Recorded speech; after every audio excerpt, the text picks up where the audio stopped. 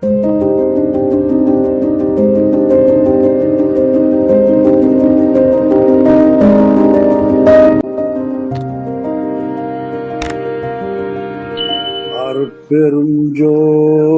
அருட்பெருஞ்சோதி தனிப்பெரும் கருணை அருட்பெருஞ்சோதி எல்லாம் செயல் கூடும் என்னானை அம்பலத்தே எல்லாம் వల్లాన్ తనయే ఏత్తు. మా లాస్ట్ వీక్ 738 నుండి ఆయన 10 పద్యముల్లో దైవం యొక్క ప్రేమను మొత్తము తాను పొంది ఉన్నట్లు 10 పద్యాల్లో వివరించి ఉన్నారు అన్నమాట.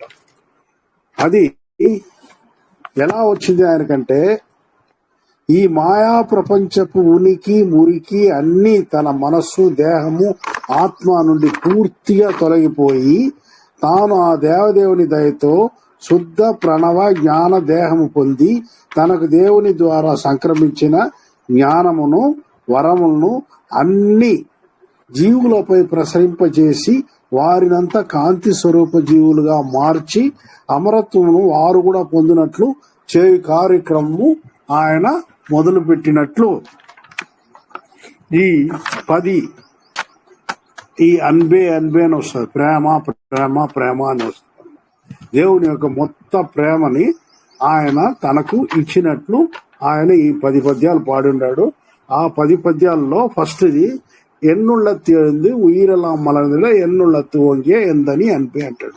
తన హృదయం నుండి ఒక తటాకంలో ఎలా పుష్పాలు వెలసి ఉంటుందో తామర పుష్పంలో ఆ రకంగా తన యొక్క హృదయాంతరాళం నుండి ఈ విశ్వంలోని జీవులంతా అటువంటి పుష్పములుగా పూసి ఉన్నది. తాను ఆ ప్రేమను పొందిన దాని వల్లే నేను అటువంటి ఒక మనస్సును తెచ్చుకోగలిగినాను అంటాడు. అంటే ఆ రకంగా ఆయనకి తన యొక్క ఇతర జీవుల యొక్క వ్యత్యాసము తెలియడం లేదు.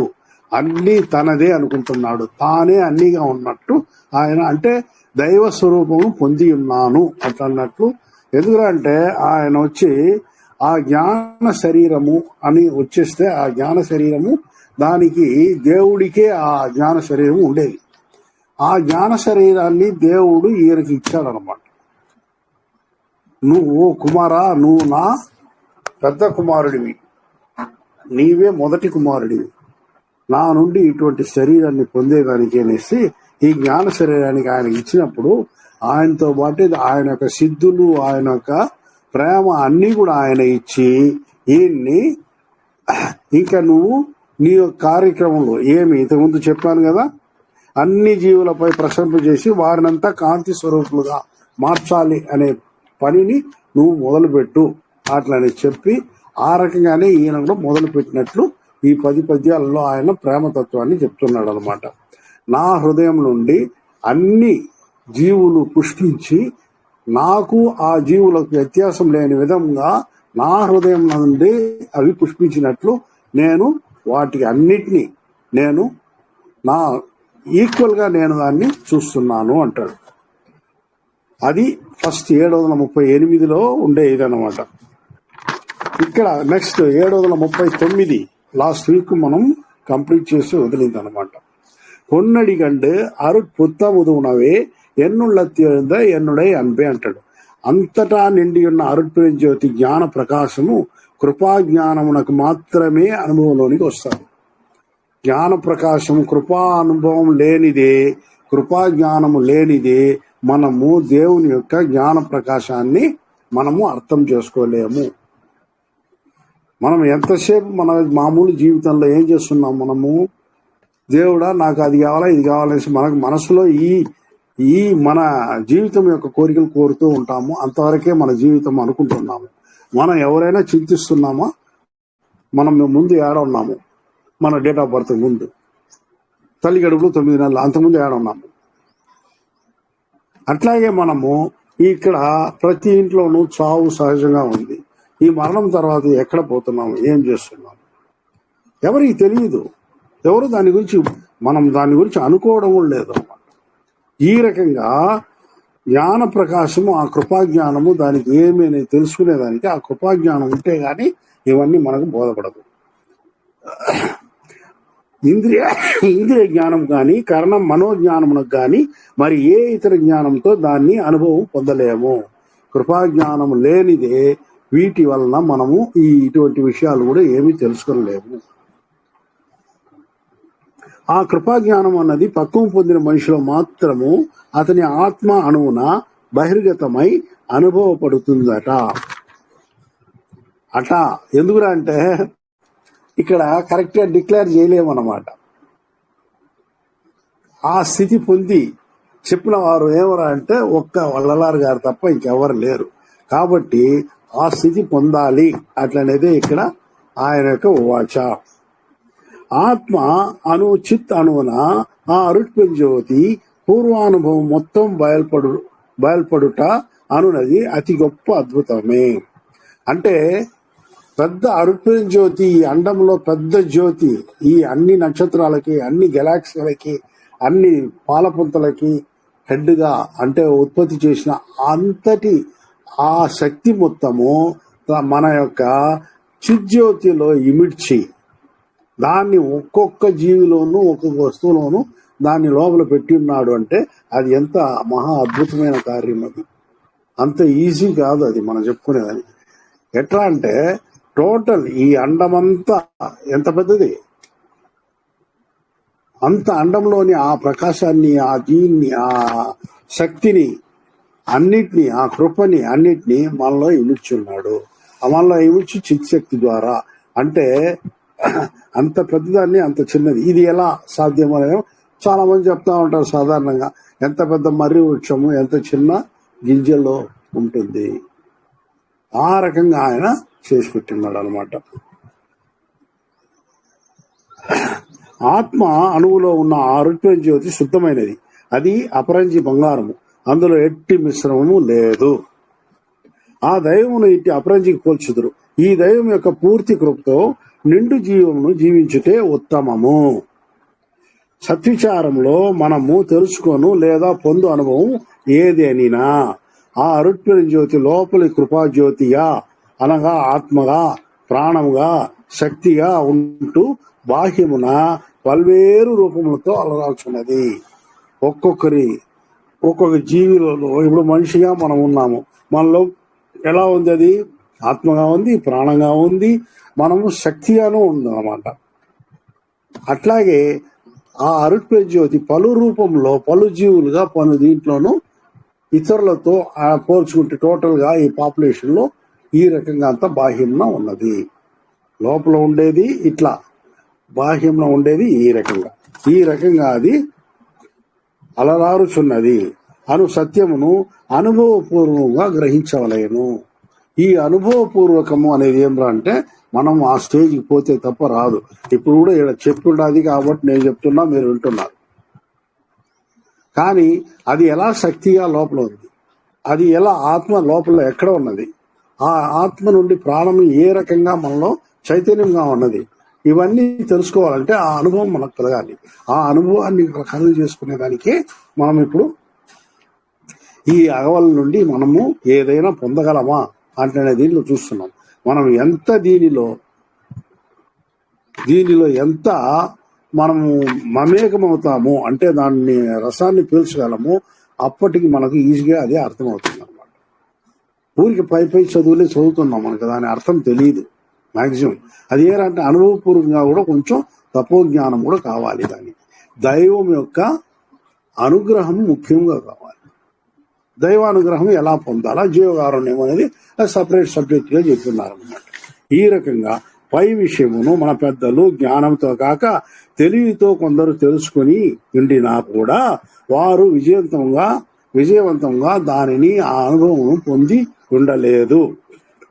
కావున మనకు దాని తెలివి ద్వారా పొందిన వాళ్ళు, ఇప్పుడు మనలాంటి వాళ్ళు తెలివి ద్వారా పొందిన వాళ్ళు, జ్ఞానంతో కాకుండా తెలివి ద్వారా పొందిన వాళ్ళు మరణవాత పడుతున్నారు. ఇది ఈ రోజు కాదు, ఆది నుండి ఇదే జరుగుతా ఉంది.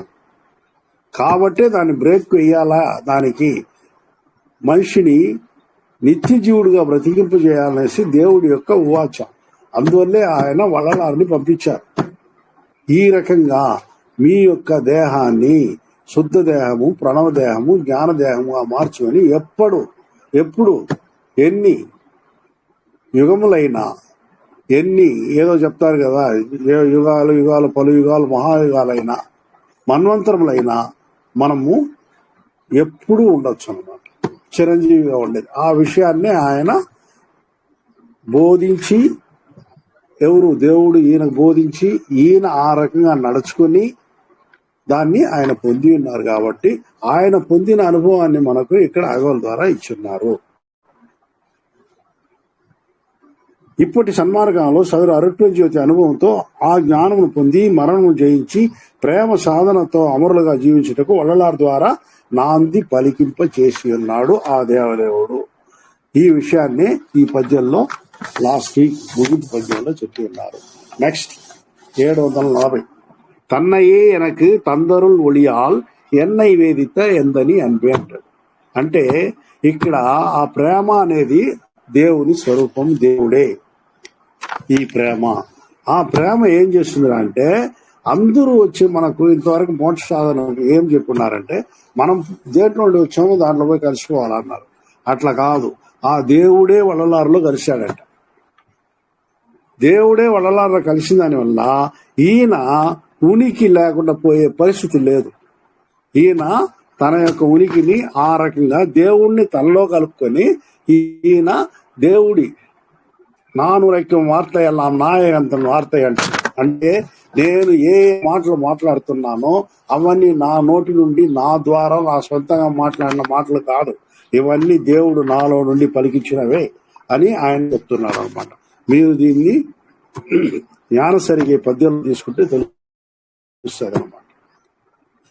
నేను చెప్పే ఈ మాటలంతా అంటే ఆయన జ్ఞానదేహం పొందిన తర్వాత, శుద్ధదేహం పొందిన తర్వాత ఆయన చెప్పిన మాటలంతా అన్ని యథార్థమే. అవన్నీ దేవుని మాటలే, ఆయన మాటలు కాదు. ఒక పద్యంలో చెప్తాడు, నేను ఎంతండి మీకు చెప్పేదానికి, I'm after all a small జీవి, మీలాంటి జీవి నేను చెప్పేంతటి వాడిని కాను అంటాడు. ఎప్పుడు అది పొందక ముందు. కానీ దైవం యొక్క దీన్ని పొందినాక, అనుగ్రహాన్ని పొందినాక ఆయన ఎట్లా చెప్తాడంటే, దేవుడు నాలో కలిశాడు, ఇప్పుడు నేను మాట్లాడే మాటలన్నీ దేవుని మాటలే, నా మాటలు కాదు అంటాడు. ఆ రకంగా తన్నయే ఎనకు తందు తన్ను నాకు ఇచ్చి అరుள் ఒళియాల్ అనుగ్రహ ప్రకాశముతో ఎన్నై వేదిత నన్ను వేధిస్తున్న ఆ దేవుడు అంటాడు. ఆయన దూరినాక ఆయన గమ్మంటాడు. ఆయన నువ్వు ఇది చెయ్యి, అది చెయ్యి, ఇది చెయ్యి, జీవులకంతా ఇట్లంతా చేయాలనే ఆయన్ని లోపల దూరి వేధిస్తున్నాయంట. వల్లలారులో దేవుడు కలిసి ఆయన గమ్మ నిద్రపోయేదని కలవల, ఆయన వేధిస్తున్నాడు. ఏ రకంగా అన్ని జీవులు ప్రకాశవంతంగా అమరత్వ జీవితాన్ని పొందాలి, అట్లనే దానికి వల్లలారిని వేధిస్తున్నాడు అంటాడు. దేవుడు తను తాను మనమై చేసుకుని ఉన్నాడు. కానీ దేవుడు మనలో లోపల ఉన్నాడు, ఇన్యాక్టివ్ గా ఉన్నాడు. అంటే మనం ప్రాణంతో ఉండేంత వరకే ఆయన ఇది. ఇప్పుడు చూడండి, మనకు మనస్సు అనేది కొంచెం ఆలోచన శక్తి ఇచ్చి దీంట్లో ఉన్నాడు. అదే క్రింది జీవులకి ఆకలి తప్ప ఇంకేం తెలియదు, ఏదైనా దెబ్బ తగిలితే నొప్పి తప్ప ఇంకేం తెలియదు, ఆలోచన శక్తి లేదు. ఆ రకంగా ఒక్కొక్క దాంట్లోనూ ఆ ఆలోచన, అట్లనే దాంట్లో ఆయన ఆలోచననిచ్చి దాన్ని తన్ను అంటే దేవుణ్ణి వెతకండ్రా అనేదానికే ఆయన ఇచ్చిండాడు ఈ ఆలోచనలంతా కూడా. ఆయన ఏమరా అంటే అందరిలో ఉంటున్నాడు, కానీ మనము అందరిలో ఉన్న దేవుణ్ణి మనము తెలుసుకోలేక మనము వేరే, దేవుడు వేరే అనే పరిస్థితిలో మనం ఉన్నాము. మనలోని దేవుణ్ణి మనం తెలుసుకోలేకపోతున్నాము, నేనే అంటాం. కాబట్టి మనకేమనంటే దేవుడు వేరేగా ఉన్నాడు. కాబట్టి ఆయన మనమై ఉన్నాడు. ఆయనే ఒక్కొక్క ఆత్మనులోను పూర్ణముగా నిండి తన కృపా ప్రకాశమును తన యొక్క పల్వేరు రూపలావణ్యంతో సృష్టి, స్థితి, లయ కార్యములను కలిసి ఉన్నాడు అను నిజమును తన ప్రేమ పూర్వ జ్ఞానంతో తెలుసుకొనుచున్నాడు మనుషుడు. ఇప్పుడు ఇది పక్వం పొందిన వాళ్ళకి తెలుస్తుంది. దేవుడు నాలో ఉండి సృష్టి, స్థితి, లయ కార్యక్రమంలో ఆయన ఉండి నన్ను జ్ఞానవంతుడిగా చేసి అమరత్వం పొందాలి అట్లనే పరిస్థితిలో నన్ను పెట్టి ఆయన నాలో ఉండి ఆయన అన్ని పనులు చేపిస్తున్నాడు. అట్లనే పక్వానికి మనం రాగలిగిన పక్వ స్థితి మనం తెచ్చుకోవాలి. ఎంతసేపు మన దేవుడు నా కర్మ ఎట్లా ఉంది, దేవుడు నన్ను ఈ మరి పరీక్షిస్తూ ఇట్లా అంటాం, కానీ నన్ను పక్వ స్థితికి తెచ్చేదానికి దేవుడు ఇట్లాంటివన్నీ నాకు పరీక్షలు పెడుతున్నాడు అనే దీనికి మనం వచ్చే పరిస్థితికి రావాలంటే మనము ఆ దేవుని యొక్క అనుగ్రహం పొందేదానికి ఆ పక్వ స్థితిని మనము పొందాలి. దైవం తాను అద్వైతంగా ఒకటిగా ఉన్న విషయము అనుభవంలో తెలుసుకుంటూ ప్రేమపూరిత అనుభవమే కారణమై ఉన్నది. ప్రేమ అనే దాన్ని బట్టి మనము దైవము యొక్క ప్రేమను పొందగలుగుతాము. అది లేకపోతే కాదు. ప్రేమపూరిత అనుభవం, దైవం యొక్క ప్రేమపూరిత అనుభవం మనకు కలగాలి అంటే ప్రేమ అనేది మనము ఎందుకంటే పైనుండి ప్రేమ, క్రింద నుండి మనం క్రింద దానికి కూడా ఆ ప్రేమను ఇవ్వాలి. మనకు ఈక్వల్ గా ఉండే వాళ్లకు ఆ ప్రేమను. ఇది వచ్చి మీరు జీవకారుణ్య సచ్చీలత పుస్తకం చదివినాన్ని తెలుస్తుంది. దైవము అంటే ఏదిరా అంటే అది పెద్ద ప్రేమ, పెద్ద దయ. ఆ పెద్ద దయని కృప అంటారు. మనము సహజీవుల పైన, మన క్రింది జీవుల పైన చూపించేదాన్ని కృప అని చెప్పము, దయ అంటాం. అంటే కృప అంటే కూడా దయనే, కానీ దాన్ని కొద్దిగా మనం మర్యాదగా కృప అంటాము. కానీ ఆ దేవుని దయ మనకు రావాలంటే మన యొక్క కృప, మన యొక్క దయ క్రింది జీవులు సహజీవులకు ఉండాలి. అట్లనే ఆయన జీవకారుణ్య సచ్చీలత పుస్తకంలో ఆయన అప్పుడే అదే ఫస్ట్ గా స్టార్ట్ చేస్తాడు. మొట్టమొదటి వాక్యంగా దాన్నే తీసుకొస్తాడు. దేవుని దయ నువ్వు పొందాలంటే నీ దయ ఇతరుల పైన కురిపించాలి. ఇక్కడ నువ్వు కురిపిస్తే అక్కడ నుండి అది కురుస్తుంది. ఇక్కడ నువ్వు కురిపించకపోతే అక్కడ లేదు, నీకు రాదు. కరెక్ట్ గా చెప్పున్నాడు అన్ని, కానీ మనం అర్థం చేసుకోవడం లేదు. కాబట్టి అది మనం చేయాల్సిన పని ఏదిరా అంటే దయని, ప్రేమని ఇతరులకు పంచాలి. ఈ ప్రేమపూరిత అనుభవం పొందినప్పుడు తాను వేరు దైవం వేరు అను ద్వైతంలో ప్రతి చిన్న విషయమునకు ప్రార్థించి ప్రాధేయపడి ఆ దేవుడి నుండి పొందవలసి ఉండును. ఇది ఒక పాయింట్. దేవుడు వేరే నేను వేరే అనే పరిస్థితిలో ఏమవుతుందంటే అదే ద్వైతము అంటారు. ఆ ద్వైత పరిస్థితిలో ఏమవుతుందిరా అంటే దేవుడా నువ్వు చాలా గొప్పవాడు, నేను ఇవన్నీ పొందలేక ఇవన్నీ ఇప్పుడు నాకు కావాలి, నేను ఏడుస్తున్నాను, బాధపడుతున్నాను, నాకు అది అనేసి మనము క్షేత్రాలు చేస్తాము, ఇంకోటి చేస్తాము, భక్తి ఉపవాసం ఉంటాము, ఎన్నెన్నో బాధలు పడి ఆ దేవుని దగ్గర నుండి మనం పొందేదానికి ప్రయత్నిస్తాము. కానీ ఇట్లు ఆదిలో ద్వైతంగా ఉండి ఆ దేవుని పొందుటకు ప్రాధాయపడి తుదకు దేవుని పొంది అంటాడు. ఈ రకంగా మనము ప్రాధాయపడి అది ఇది చేసుకుని చేస్తా ఉంటే కొంతకాలానికి, అది కొంతకాలం అనేది డిఫరెంట్ గా ఉంటుంది. ఆయా భక్తిని బట్టి, ఆయా వ్యక్తుల యొక్క క్యారెక్టర్ని బట్టి, వాళ్ళలో పొంగే ప్రేమను బట్టి డిఫరెంట్ గా ఉంటుంది. దేవుడు నేను ఒకటే అనే పరిస్థితికి వస్తాం. అదే అద్వైతము. ప్రేమ అనే విషయమును ఇతను గ్రహించినప్పుడు తాను వేరే ఉన్నట్లు, తన దేహము తానే ఉన్నట్లు అనుకున్నవాడు తనలోని ద్వైత భావమును ఇనుములో త్రుప్పు పట్టినట్లు ఆ త్రుప్పుని పోగొట్టుకొని అద్వైత భావానికి వస్తాడనమాట. అప్పుడు అద్వైత భావానికి వచ్చి ఆయన ఏం చేస్తాడు, దేవుడు నేను ఒక్కటిగానే ఉన్నాము అట్లనే పరిస్థితి వచ్చినప్పుడు ప్రతిదానికి మనం ప్రాధేయపడాల్సిన అవసరం లేదు. ఆయనకు తెలుసు.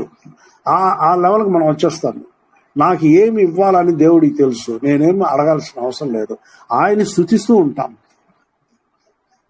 మంచి కార్యాలు చేస్తూ ఉంటాను, చెడు కార్యం జోలికి పోను. అట్లనే పరిస్థితికి మనం కానీ వచ్చామంటే అప్పుడు ఏం రావుతుందంటే మనకు ఆ దైవత్వము మనము రెండు ఒకటి అటైన పరిస్థితి వచ్చి ఆ కొంతకాలానికి మనము ఆ పక్వాన్ని ఇంకొక పక్వాన్ని పొందుతాం. ఏ పక్వము? నేనే ఆ దైవమును, ఆ దైవమే నేను, నాలోని నేను నశించిపోయినాను, దైవంగానే నేనున్నాను కాబట్టి దైవమే నేను. అట్లనే పక్వానికి వచ్చేస్తాడు. ఇది అతి శ్రేష్టమైన పక్వం. ఎప్పుడు నేనే దేవుడు అట్లనే పరిస్థితికి వచ్చేస్తాడో అప్పుడు ఆటోమేటిక్గా ఏమవుతుందిరా అంటే అతనిలో పొంగే ప్రకాశము కృపా ప్రకాశంగా ఉంటుంది. అదే ప్రత్యేక ప్రేమ అని కూడా అనగలము. అదే మనకు శుద్ధ ప్రణవ జ్ఞాన దేహమునకు దారి తీస్తున్నది. ఇప్పుడు ఆ ప్రేమ ఉప్పొంగి ఇదైనప్పుడు నేను తత్వమసి, నేను దైవము ఒకటే అనే పరిస్థితి వచ్చేప్పుడు మనకు మార్గ నిర్దేశము జరుగుతుంది. దేనికి? మనము జ్ఞానాన్ని అంటే జ్ఞాన శరీరాన్ని పొందే పరిస్థితి మనకు ఏర్పడుతుంది. దాన్నే ఇక్కడ ఈ పద్యంలో తన్నే ఎనక్కి తందరులు ఒడియాల్ ఎన్నై వేదిత ఎందని అన్బే అంటాడు. నెక్స్ట్, ఎన్నుళ్ళే అరుంబి ఎన్నుళ్ళే మలందు ఎన్నుళ్ళే విరింద ఎన్నుడై అన్బే అంటాడు. అంటే నాలోనే మొగ్గగా వికసించి నాలోనే అది అంటే నాలోనే మొగ్గగా ఏర్పడి పుష్పంగా వికసించి నాలోనే అది విరిసి ఉన్న ఓ పుష్పమా అంటాడు, ఓ ప్రేమ అంటాడు. అంటే ప్రేమని పుష్పంతో పోలుస్తూ ఉన్నాడు ఇక్కడ. కాబట్టి ఈ పద్యంలో వల్లలారు గారు ఆ దేవదేవుని ప్రేమ ప్రకాశ అనుభవము మొగ్గగా ఉండి విరబూసినట్లు చెప్పి ఉన్నారు. అనగా ఆ దైవ అనుభవమును ఒక పుష్పంతో పోల్చి ఉన్నారు. ఈ అరుణ్పంచ దైవము ఒక్క ఆత్మలో అణువుగా ఉండి అనుభవ కార్యమును చేయుచున్నది. పువ్వు విరబూసి విరియక ముందు అది మొగ్గై ముడుచుకుని ఉండును. ఇప్పుడు మనకు ఆత్మలో దేవుని యొక్క ముడుచుకునే ఉన్నాడు. అది విరబూయాలి. అది విరబూసినట్టు విరియక ముందు అది మొగ్గై ముడుచుకున్నాడు. అది విరబూసి పుష్పంగా మారినప్పుడు దాని వర్ణము అందమై సువాసనతో పరిమళించును. ఆ విధముగానే మనిషిలోని ఆత్మ అణువు మొగ్గగా ఉండి తన దేహమును పొంది ఆ అనుభవంతో కృపా ప్రకాశంగా విరిసి తన అనుగ్రహమును ఈ ప్రపంచమంతా వెదజల్లుతుందంట. ఇప్పుడు వల్లలార్ గారి చేసే పని అదే అన్నమాట. ఈ ప్రపంచమంతా ఆయన అనుభవాన్ని ఆయన వెదజల్లుతున్నాడు. కాబట్టి వల్లలార్ గారు ఇక్కడే కాదు, ఫారిన్ కంట్రీస్ అంతా కూడా ఇప్పుడు బాగా కొద్దిగా అక్కడక్కడ సన్మార్గ సంఘాలు వెలయిస్తూ ఉన్నది. కాబట్టి ఈ ప్రేమ అను విషయమును ఎరుగని జ్ఞానంలో ఆ దైవమును ఆత్మానుభవముతో మొగ్గగా మాత్రమే చూసి ఉన్నారు. ఇక్కడ నేను లాస్ట్ వీక్ చెప్పాను, కొంతమంది దాన్ని ఎట్లా అన్నట్టు అడిగారు, టైం అయిపోయింది. కానీ ఏమరా అంటే మన అన్ని పురాణములు కానీ ఏది కానీ ఈ లోకాన్ని ఏమరా అంటే మాయాలోకము అన్నారు, మాయా దైవములు అన్నారు. అన్ని మాయా దైవములతోనే మన పురాణాలు కానీ ఇతిహాసములు కానీ అన్ని ఇంక్లూడింగ్ వేదము అంతా కూడా దాంట్లోనే ఉంది. మన యొక్క పూజా విధానం కూడా మాయా దైవం దీంతోనే నిండి ఉన్నది. కానీ ఆ మాయని దాటి పైకి పోలేదు.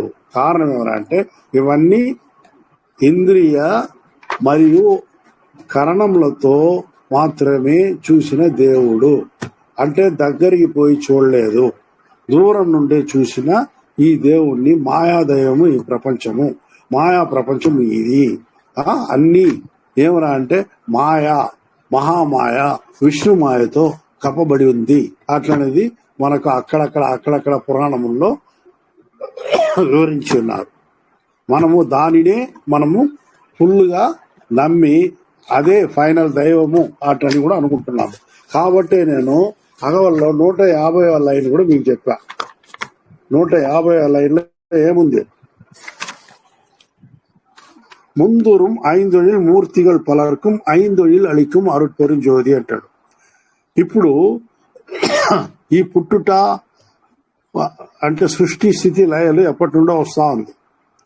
ఆ వస్తా ఉండే ఆ త్రిమూర్తులకు త్రిమూర్తులకు అంటాడు. 10 కోట్ల త్రిమూర్తులు ఉన్నారంట ఈ మొత్తము అండంలో. 10 కోట్ల త్రిమూర్తులకు ఇటువంటి పనిని ఆయన అంటే మీ అపాయింట్మెంట్ అరుట్పెరుంజ్యోతి ఈ త్రిమూర్తులకు ఇచ్చి ఉన్నది. అట్లనేది 150వ లైన్. అదే 963 ఏదో అనుకుంటా ఇంకొకటి.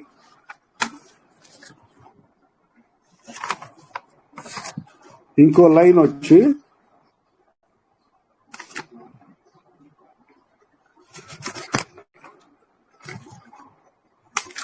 ఎక్కడ ఉందో అది, ஐந்தொழில் ஆறு செய் ஐவராதிகளை ఐందొழிల్ ఆది చెయ్యి అరుట్పరించేది అని వస్తుంది. అది నాకు పుస్తకంలో ఇప్పుడు టక్కని కనిపించలా. అంటే ఇక్కడ అపాయింట్మెంట్ ఇచ్చిన ఈ త్రిమూర్తులకి, పంచమూర్తులకి ఆయన పరిపాలిస్తున్నాయంట. ఈ త్రిమూర్తుల పంచమూర్తుల ద్వారా సృష్టి స్థితి లయ కార్యములను జరిపించి ఈ అండమంతా ఎన్నో కోట్ల మంది త్రిమూర్తులు పంచమూర్తుల్ని సృష్టించి వాళ్ళ ద్వారా అడ్మినిస్ట్రేషన్ చేయించే ఆ అరుట్పరి జ్యోతి వాళ్ళని అడ్మినిస్ట్రేట్ చేస్తున్నాయట. అది ఆ 1063 963లోనో అది ఉందన్నమాట ఆ లైన్. అది ఒకసారి అగవల్ చదివినప్పుడు అది చూసుకోండి. ఆ రకంగా మనల్ని ఏమరా అంటే దేవుడు ఇక్కడ మనకు మన పురాణాలు అవి ఇవి చూసుకోండి, దానిపైన ఒక దేవుడు ఉన్నట్టు ఎక్కడా లేదు. హయ్యెస్ట్ ఒకటి శైవంలో శివుడు, హయ్యెస్ట్ వైష్ణవంలో విష్ణువు, హయ్యెస్ట్ అమ్మలో మనకి ఏదో ఒక పేరుతో లలితాదేవి, ఇంకో దేవి అని ఉంటుంది. ఇంతేగాని టోటల్ గా మొత్తానికి ఒకే దేవుడు, ఆ దేవుడు వీళ్ళంతా సృష్టింపజేస్తున్నాడు అన్నట్టు ఎక్కడా లేదు. కాబట్టి ఆ దారిలోనే మనము హయ్యెస్ట్ ఈ దేవుళ్ళే అని అనుకుంటున్నాము. కానీ వీళ్ళనంతా అడ్మినిస్ట్రేషన్ పర్పస్. మన ఇండియాకి టోటల్ గా ఏది అడ్మినిస్ట్రేషన్? Constitution of India. ఆ కాన్స్టిట్యూషన్ ఆఫ్ ఇండియాగా ఆయన మనకి ఇక్కడ ఉన్నట్లు అక్కడ టోటల్ కాన్స్టిట్యూషన్ ఎవరిదిరా అంటే అరుట్పరి జ్యోతి. ఈ విషయాన్ని మనం మొదట తెలుసుకోవాలా. దాన్నే ఆయన ఏమరంటే ఏదిరా అంటే లోపల లోపల బాహ్యము బాహ్యము అనే విషయంగా మొట్టమొదట ఆయన యొక్క గద్య భాగంలో చెప్పుకుంటాడు అనమాట. నువ్వు దేవుణ్ణి ఈ రకంగా స్మిచ్ చేసుకుంటే తప్ప దైవ జ్ఞానం నీకు రాదు. అట్లనే దాన్నే నేను ఫస్ట్ అగవల్ మొదటి క్లాస్లో మొదటి ఎపిసోడ్లో తీసుకున్నాను. దయచేసి దాన్ని వినండి అనే చెప్పుకున్నాను. కాబట్టి మనకు ఈ దైవములు అందువల్లే ఆయన ఏమరా అంటాడంటే ఈ ఇంకో ఇది ఉందన్నమాట, మన్నిలే వయంగం, దైవములంతా నేను మన్నిలే అంటే ఈ మట్టిలో అందరూ చెప్పే పెద్ద పెద్ద దేవుళ్ళుగా చెప్పుకున్న వాళ్ళంతా కూడా నేను కొద్దిగా కూడా వాళ్ళని కేర్ చేయలేదు అంటాడు ఓ చోట. కాబట్టి మనం ఇక్కడ తీసుకోవాల్సింది ఆయా మతాల్లో ఆయా దేవుళ్ళని పెద్దగా చెప్పినట్టు సన్మార్గంలో టోటల్ పెద్దోడు ఎవరు అంటే అరుట్పరి జ్యోతి. అట్లనే దాన్ని మనం తీసుకుంటే మన యొక్క డౌట్స్ అన్నీ క్లియర్ అయిపోతుంది. ఇక్కడ ఆయన ఇంకొకటి కూడా చెప్తాడు, వేదాగముల్లో అంతా కూడా చూసింది మాయాదేవతలే, మాయా దైవములే. కాబట్టి ఆ దైవల్ని ఆ దీన్ని మీరు మొదట తీసేయండి. తీసేసి అన్నిటి నుంచి ఇది ఒకటి ఉంది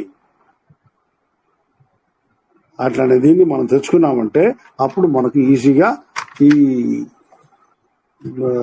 ఇది అంటే యూనివర్సల్ రహస్యం మనకు తెలుస్తుంది. ఈ ప్రేమ అనే విషయంలో ఎవరైనా జ్ఞానంలో ఆ దైవమును ఆత్మానుభవంతో మొగ్గగా మాత్రమే చూసి ఉన్నారు. అంత మాత్రమునకే శక్తి సిద్ధులు పొందినట్లు ప్రపంచంలో తమ మంత్ర యంత్ర శక్తులను ప్రదర్శించి తపోదలుగా వేరుగాంచి తుదకు వరణమాత పొంది ఉన్నారు. వారు అమరత్వమునకు నోచుకోలేదు. కారణము దేవుని వికసించిన పుష్పము అయిన ప్రేమ అను విషయమును వారు తెలుసుకోలేనందువల్ల ఈ దేవునికి విరిసిన ప్రేమ అను పుష్పము పక్వం కలిగిన మనిషిని తన వశం చేసుకుని వాని అమరత్వం పొందినట్లు చేసి నిత్యము ప్రకాశంగా వర్ధిల్లినట్టు చేస్తుందట అంటాడు. కాబట్టి వాళ్ళు ఎవరంటే ఆ ప్రేమ అనే, మీరు భక్తి ఎక్కువ ఉన్న వాళ్ళలో చూడండి, వాళ్ళలో ఎవరంటే దయా ప్రేమ అనేది పెద్దగా ఉండదు. They won't allow others, others ని దే డోంట్ అలౌ. వాళ్ళకి అక్కడ ప్రేమే లేదు. ఆ దేవుల్లోనూ ఆ మనిషిలోనూ ఆ వేరే వాళ్ళలోనూ నాలో ఉన్న దైవమే వికసించి ఉంది అనే మాట వాళ్ళలో ఉండదు. వాళ్ళు ఏరంటే ఒక విధమైన సాంఖ్యానికి అలవాటు పడిపోయినారు. ఆ సాంఖ్యంలో మానవత్వం ఉండదు, దయా ఉండదు, ప్రేమ ఉండదు. కాబట్టి వాళ్ళందరూ ఈ సాంఖ్యాలు అది ఇది చేసి పెద్ద పెద్ద పూజారులుగా, పెద్ద పెద్ద వాళ్ళుగా, తపోదనులుగా అన్ని ఈ ఋషికేశు అట్లా అక్కడ పోయినారంటే ఎంతమంది లేరు. ఎవరు కూడా శాశ్వతంగా లేక చచ్చిపోతా ఉన్నారు. కారణం ఎవరంటే ప్రేమ, దయ అనేదాన్నే మన వాళ్ళు, మానవత్వాన్ని ఎక్కడా మన వాళ్ళు ప్రదర్శించలేదు. లేకపోతే ప్రసాదం పేరుతో అంత అన్నం పెడేస్తారు, లేదట్లా. కానీ ఆ ఎదుటివాడి బాధను తన బాధగా అర్థం చేసుకునే తపోధనులు చాలా తక్కువగా ఉన్నారు. కాబట్టి అందరూ ఆ మరణం లేని విద్య వాళ్ళకందరికీ ఎవరికి అది కైకూడలేదు. అది ఇక్కడ ఏం రాయిందంటే, ఎన్నుళ్ళే అరుంబి నాలో నువ్వే కూర్చొని ఆ మొగ్గని వికసింపజేసి నాలో ఆ ప్రేమని వికసింపజేశావు ఓ దేవుడా అట్లని ఈ దీంట్లో ఆయన వల్లారు గారు చెప్తున్నారు. నెక్స్ట్, ఎన్నుళ్ళే విళంగి ఎన్నుళ్ళే పడుతూ ఎన్నుళ్ళే కైందే ఎన్నుడే అనిపే. అక్కడ పైన పుష్పంతో చెప్పాడు, ఇక్కడ దాన్ని పండుగ చెప్తున్నాడు. ఈ పద్యంలో ఇంతకుముందు పద్యంలో ఒక విరబూసిన పుష్పంతో దైవం యొక్క ప్రేమను పోల్చిన వల్లలారు గారు ఈ పద్యంలో రుచికరమగు ఆరోగ్యకరమైన పండుతో పోల్చి ఉన్నారు. పుష్పము విరబూసిన తర్వాత అది పిందెగా, చిరు కాయగా ముదిరి పెద్ద కాయ దోరకాయగా మారి పండుగా పండుతుంది. ఈ విధముగానే మనిషిలో జ్ఞానం కలిగినప్పుడు దైవిక జ్ఞానము పుష్పమై విరబూసి పిందెగా, చిరు కాయగా, ముదిరిన కాయగా, దోరకాయగా మారుతున్న సమయంలో ఒక్కొక్క పర్వములో కొంత కొంత జ్ఞానములతో అన్ని తెలిసినట్లు ఒకదానికొకటి స్పందన లేక, అంటే ఇక్కడ ఇన్ని స్టేజెస్ వస్తుంది అన్నమాట. ఒక జ్ఞాని పక్వం పొందాలంటే ఏదిరా అంటే పుష్పమై విరబూసి మొగ్గగా ఉండేది, మొగ్గ నుండి పుష్పమయ్యేది, పుష్పంగా విరబూసి పిందెగా, చిరుకాయగా. కొంతమంది మొగ్గగా అందరూ మనమంతా ఉన్నాము, కొంత విరబూసిన వాళ్ళు ఉన్నారు, అట్లాగే పిందెగా ఉండే వాళ్ళు ఉంటారు, చిరుకాయగా. వాళ్ళంతా కూడా ఇంకా కూడా జ్ఞానాన్ని పొందాలి.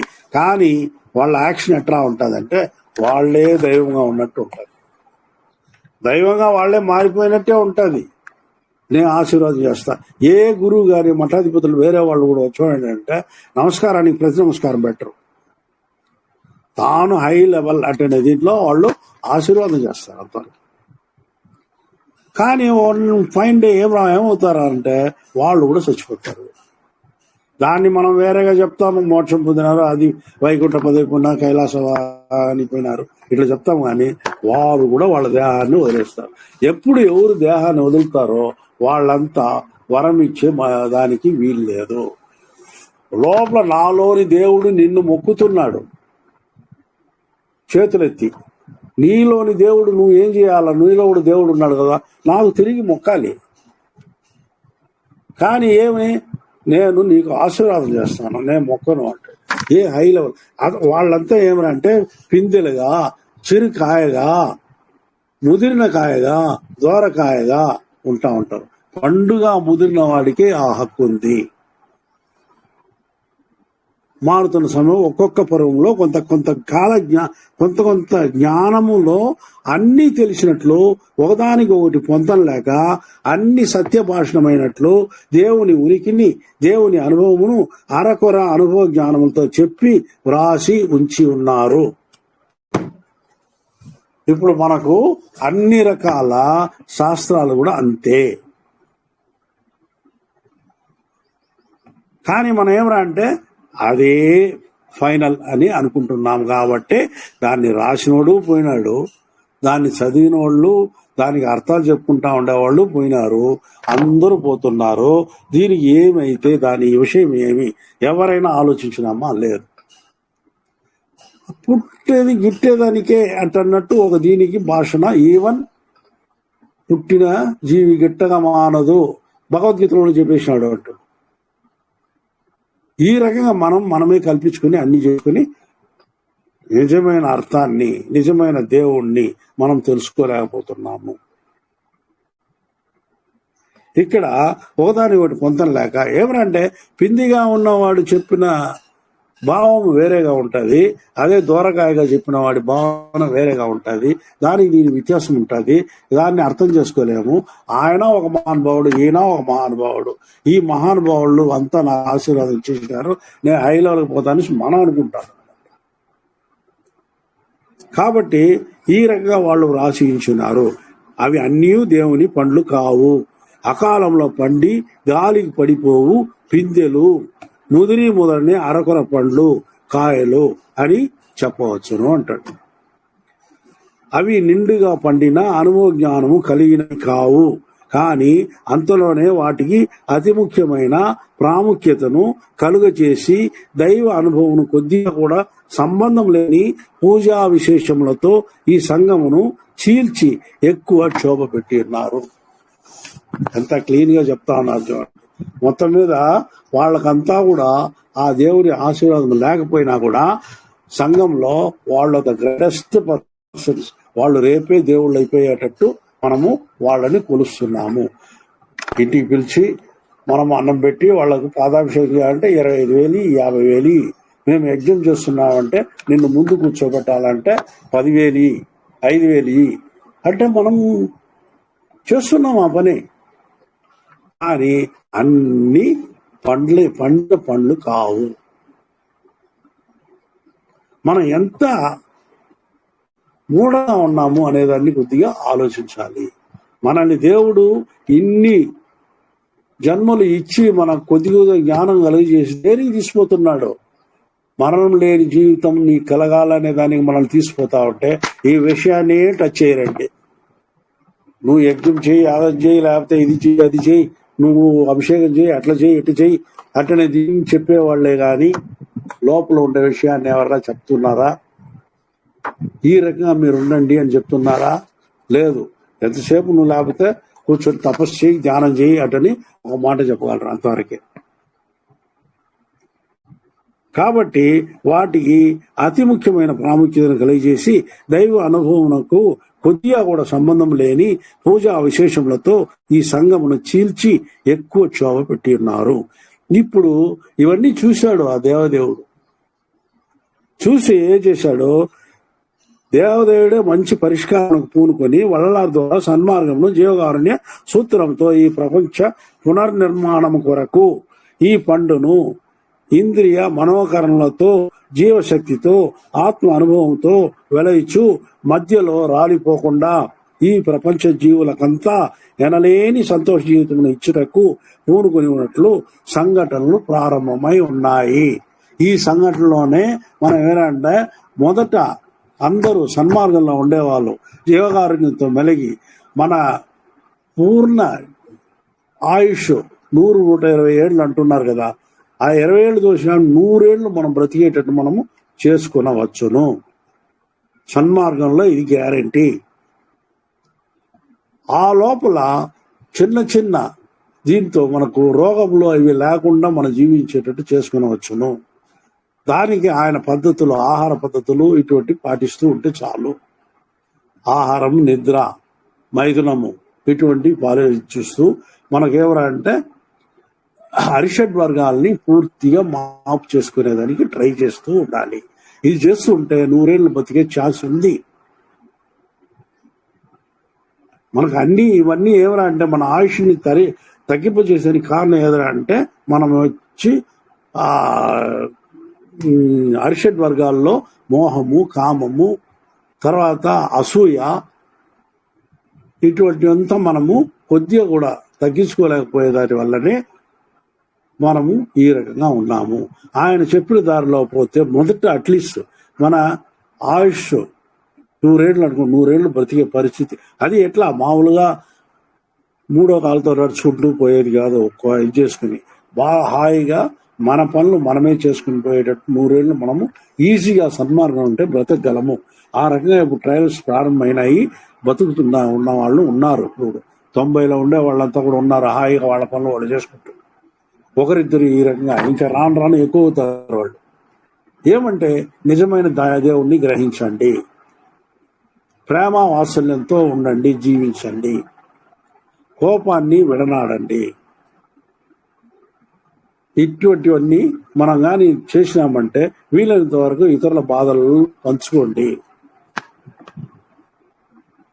ఇట్లా చేసినామంటే మన 100 ఏళ్ళు ఖచ్చితంగా మనం ఉండాలి. తర్వాత వాళ్ళ జ్ఞానాన్ని బట్టి వాళ్ళు ఇంకా కొద్దిగా మనం అంటే అమృతాన్ని వర్షింపజేసుకునే పరిస్థితి మనం తెచ్చుకుంటే మనము ఆహారము వేరే విధంగా మనకు అవసరం లేదు. మనము ఎటువంటి దీన్ని ఎవరిపైన ఆధారపడాల్సిన అవసరం లేదు. మనలో ఇమిడ్చి ఉన్న అమృతాన్ని బయటికి లాగాలి. ఆ లాగేదానికి ఏమో అదంతా కూడా వాళ్ళ సపరేట్గా చెప్పి ఉన్నారు. ఆ రకంగా జీవితాన్ని చేసుకుని మన పర్మనెన్సీ మార్గంని మనము వెతకవచ్చు. కాబట్టి ఈ రకంగా మనము మధ్యలో రాలిపోకుండా ఈ ప్రపంచ జీవులకంతా ఎనలేని సంతోష జీవితం ఇచ్చుటకు పూనుకొని ఉన్నట్లు సంఘటనలు ప్రారంభమై ఉన్నది ఈ ప్రపంచంలో. అది ఈ పద్యంలో యొక్క సారాంశము. నెక్స్ట్, కన్నుళ్ళే நிறைவுறு తరమెల్లాం అళితే ఎన్నుళ్ళే నిరంద ఎందని అన్బే అంటాడు. అన్నిటి యందు వల్లభుడైన అరుణ జ్యోతి పతి తనదైన అన్నిటినీ క్రియలను పైన చెప్పిన ప్రేమ కలిగిన మనుష్యునికి పూర్ణంగా ఇచ్చివేస్తున్నాడు. ఆయన రెడీ, పూర్తిగా ఆయన ఇచ్చేదానికి ఆయన రెడీగా ఉన్నాడు. అది ఎక్కడ మనకు అగోల్లో కూడా వస్తుందంటే అన్ని చోట్ల అది ఒక్క నిమిషం. எடுத்தெடுத்து உதவினும் என்றும் குறையாது அடுத்தடுத்து ஒங்குமை அருளுடை பொன்னே తలదిడేల్ ఎడుకిన్ వల్లదిడివేం కిందిడ ఊరైతే కిడైతే నువ్వు ఎంతైనా తీసుకోరా, నేనేం తగ్గిపోను, నీకు ఇస్తూ ఉంటాను, నేను పెరుగుతా ఉంటా. జస్ట్ లైక్ జ్ఞానము. డబ్బు తీసిస్తే ఏమవుతుంది? తగ్గుతుంది మనుషుల్లో. అదే జ్ఞానాన్ని ఎంత ఇస్తే ఇతరులకి అది పెరుగుతా. ఆ రకంగా దేవుడి దగ్గర ఉండే ట్రెషర్, ఆ నిధి ఉంది చూడండి, అది నువ్వు ఎంతైనా తీసుకొని ఇచ్చేస్తాయంట ఆయన. నీకు ఎంత కావాలో, ఎవరికి ఎంత పంచాలన్నా తీసుకొచ్చు. అదే వీళ్ళకి దైవాంశం పొందిన వాళ్ళకంతా ఇచ్చేది అదే. దేవుడు నువ్వు ఎంతైనా తీసుకురా అంటాడు. ఆ రకంగా వాళ్ళకి ఇచ్చి ఇచ్చి ఇచ్చి ఇచ్చి వాళ్ళ ద్వారా మిగతా వాళ్ళకి ఆ హెల్ప్ అనేది ఏర్పడుతుంది. ఈ రకంగా ఎడుతెడుతూ ఉదయం ఎండ్రం కురయాదు. నువ్వు ఎంతెంత తీసి ఎవరెవరికి ఇచ్చినా కొంచెం కూడా నాలో ఉండే యూనివర్సిటీలో ఉండే ఆ నిధి తగ్గదు. తలదిడేల్ ఎడుక్కిన్ వలదిడివేం. నువ్వు అయ్యో అయిపోతుందేమో, దేవుడి దగ్గర మనం అన్ని పొందేసినామంటే దేవుడి దగ్గర ఏమి లేకుండా పోతే ఇతరులకు ఏమిస్తాడు? ఆయనే చేస్తాడు. ఇదే వద్దు, నువ్వు ఎంత తీస్తే అంత నేను పైకి వృద్ధి పొందగలను అంటాడు. ఇది ఈ రకంగా ఆయన ఇచ్చేదానికి రెడీగా ఉన్నాడు. కానీ దాన్ని పొందేదానికి మనమే రెడీగా లేము. ఇట్టి ఇచ్చుట వలన, ఈ రకంగా ఇచ్చుట వలన ఆ దేవుని యొక్క అన్ని వరములు, సిద్ధులు, శక్తి మొత్తము ఆ ఆత్మకు అనగా ఆ మానవుని ఆత్మకు సిద్ధిస్తుందట. పక్వమును పొందాలా, మనం పొందాలా. గాని ఆయన అన్ని ఆ సిద్ధులు అన్ని కూడా ఆయన మనకి ఇచ్చేదని రెడీగా ఉన్నాడు. ఇట్టి అనుభవమే వల్లలారు గారు ఇక్కడ ఈ పద్యంలో చాటి చెప్పుచున్నారు. చిత్తమ్మలంలో రారాజుగా వెలసి ఉన్న ఆ పతి చిదాత్మలో ప్రేమ రూపుడై వెలుగొందుతూ మనిషికి అమరత్వ జీవితమును ఉసంగి అన్ని హంగులతో జీవించినట్లు చేయుచున్నాడు. అనురూపమున వెలుగుతున్న ఆ దేవదేవుడు తన కృపాపూర్ణ స్వాతంత్రముతో ఈ విశ్వంలో అన్నిటినీ ఏలుచున్నాడు. అనురూపమున వెలుగుతున్న ఆ దేవదేవుడు తన కృపాపూర్ణ స్వాతంత్రముతో ఈ విశ్వంలో అన్నిటినీ ఏలుచున్నాడు. అన్ని వస్తువులకు, శక్తులకు, ప్రకృతికి, స్థితులకు సూక్ష్మ అస్తిత్వంతో వెలుగొందుతున్నట్లు చేయుటయే మన పతి అంటే అరుణ జ్యోతి యొక్క నిలకడైన స్థితి అగును. అన్నిట్లో తాను వెలయచ్చు. అది పొంది ఉన్న మనిషిగా మనల్ని అన్నిట్లో ప్రసిద్ధి పొందేటట్టు, ప్రకాశంతో ఉండేటట్టు చేయుటయే ఆయన యొక్క నిలకడైన స్థితి. దేవుడు అనేవాడు ఏమనంటే మనల్ని ఉన్నత స్థితికి తెచ్చేదానికే ఆయన ఎప్పుడూ రెడీగా ఉంటాడు. తీసి అది మీద తొక్కేసరికి దుష్ట శిక్షణ అనేదే లేదు, తప్పు. శిష్ట రక్షణ మాత్రమే ఆయనకు ఉంటుంది. దుష్టుడు కూడా తన బిడ్డే, లేకపోతే కొంచెం లేట్ ఉంది. అది మాయ తన యొక్క దండని నెరవేర్చినప్పుడు ఈయన కొద్దిగా పక్కకు జరుగుతాడు అంతే. ఇప్పుడు తల్లి ఒక దెబ్బ వేస్తుంది, తండ్రి ఒక దెబ్బ వేస్తాడు బిడ్డని. పక్కింటి వాడి దగ్గర వచ్చి దాన్ని ఆపలేడు. పక్కింటి వేరే రిలేటివ్స్ కూడా ఆపలేరు. ఎందుకంటే ఆ దెబ్బ వేసేది ఆ బిడ్డ యొక్క మంచిని కోరే.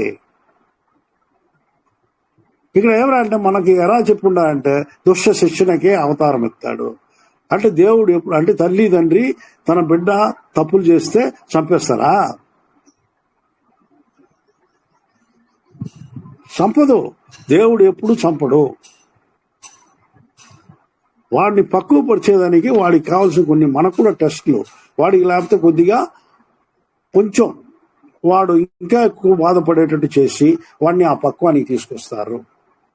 ఆ రకంగా చేసేది మనిషికి ఏమరా అంటే చిత్తంబలంలో రారాజుగా వెలసిన ఆ పతి చిదాత్మలో ప్రేమ రూపుడై వెలుగొందుతూ మనిషికి అమరత జీవితం ఉసంగి అన్ని హంగులతో జీవించినట్లు చేయుచున్నాడు. అనురూపమున వెలుగుతున్న ఆ దేవదేవుడు తన కృపాపూర్ణ స్వాతంత్రముతో ఈ విషయంలో అన్నిటినీ ఏలుచున్నాడు. అన్ని వస్తువులకు, శక్తులకు, ప్రకృతికి, స్థితులకు సూక్ష్మ అస్తిత్వము వెలుగొందునట్లు చేయుటయే మన ప్రతి ఒక్క నిలకడైన స్థితి అగను. ఆయన నిలకడైన ఉద్దేశం, ఎప్పటికీ మారని ఉద్దేశం. ఆయన మన కోసమే వెలుగొందుతూ మనల్ని ఆ వెలుగుకి అదే ప్రకాశాన్ని ఆయనలో మనలో కలిగించడానికి ఆయన ఎప్పటికీ మనకు జన్మల్ని ఇస్తూ ఉంటున్నాడు. ఆ పక్వ స్థితిని కొద్ది కొద్దిగా మనకు కల్పిస్తున్నాడు. ఇట్టి అస్తిత్వము కలిగిన ఆ దేవదేవుడు నాలో నుండి విరిసి అనుగ్రహించుచున్నాడు అనియు, చిత్తను నుండి నన్ను ఏలిన ఆ దేవదేవుడు నాలో పూర్తిగా నిండి అగమం అనగమాగా అంటాడు. అంటే తమిళ ఆ వర్డ్ అనగం అనే ఒక వర్డ్ని యూజ్ చేస్తారనమాట. ఆ చిత్రూపంలో ఉన్న దేవుడు నాలో పూర్తిగా నిండిపోతున్న దేవుడుగా ఆయన వెలసి ప్రకాశింపజేస్తూ ఉన్నాడు. ఆయనే ఉండి జీవులపై ప్రేమను ఉప్పొంగ చేయుచున్నాడు అని వల్లలార్ గారు ఈ పద్యంలో చెప్పి ఉన్నారు. ఇంకా మనము దీన్ని ఈ వారం ఇప్పుడు క్లోజ్ చేస్తున్నాము. నెక్స్ట్ వీక్ మిగతాది చూస్తాము. ఇంకొక 4 పద్యాలు ఉంది. ఈ అన్బే అనేది మనము నెక్స్ట్ వీక్ కంప్లీట్ చేస్తాము. తిరు అరుట్పా అగవల్ ఇది దైవం గురించి, ఈ సృష్టి గురించి, మన అందరూ పాటించాల్సిన విషయం గురించి తెలియజేస్తుంది. చక్కగా ఆలకించి దైవ కృపను అందరూ పొందండి. సబ్స్క్రైబ్ చేసుకోండి, షేర్ చేయండి, లైక్ చేయండి. Thank you. సర్వే జన సుఖ సంతోష ఆనంద భవంతు.